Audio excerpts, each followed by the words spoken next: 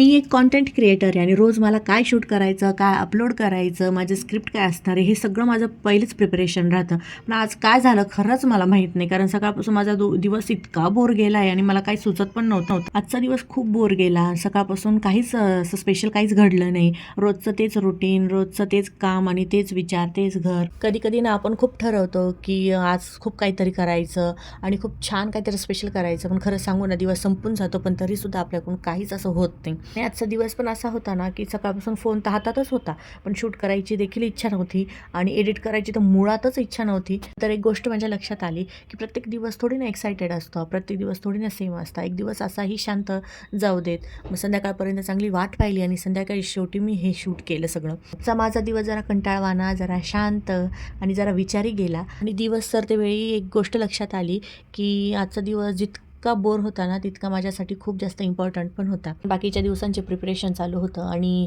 माझं 2-3 दिवसापासून चाललं आहे, की अल्टरनेटिव्ह मोठे ब्लॉग टाकावं यूट्यूबवर. तर त्याचंही थोडंसं प्रिपरेशन चालू होतं. तर म्हणजे असं मी बोर तर गेला माझा दिवस, पण विचार करण्यातच हा जास्त गेला, की इम्पॉर्टंट विचार मी आज खूप सारे केलेत, की मी आज काय स्पेशल करू किंवा मी इथून पुढे काय करू शकते. तर ह्या सगळ्या विचार मला माहिती आहे, की व्यर्थ तर जाणार नाही. याचा फायदा मला कधी ना कधी तर पुढे भविष्यात तर होणारच आहे. आणि तुम्हाला जर डेली ब्लॉग बघायला आवडत असेल किंवा तुम्हाला मोठे ब्लॉग बघायला आवडत असेल तर यूट्यूब चॅनलवर जाऊन माझे चॅनल सबस्क्राईब करा. आत्तापर्यंत तर मी एकच टाकलं आहे, पण माझं ठरतं आहे किंवा मी विचार करते आहे की इथून पुढे अल्टरनेटिव्ह डेज तरी मी मोठे ब्लॉग टाकणार आहेत. तर तुम्ही जर इंटरेस्टेड असाल तर तिथे जाऊन तुम्ही मला सबस्क्राईब करू शकता.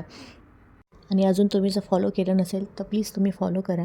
आणि आत्तापर्यंत ज्यांनी मला सबस्क्राईब केलं आहे, फॉलो केलं आहे इंस्टा, फेसबुक अँड यूट्यूबवर, त्यांचे मनापासून आभार. जे माझे रोज व्हिडिओज बघतात त्यांचेही मनापासून आभार. असे सपोर्ट करत राहा. थँक्यू.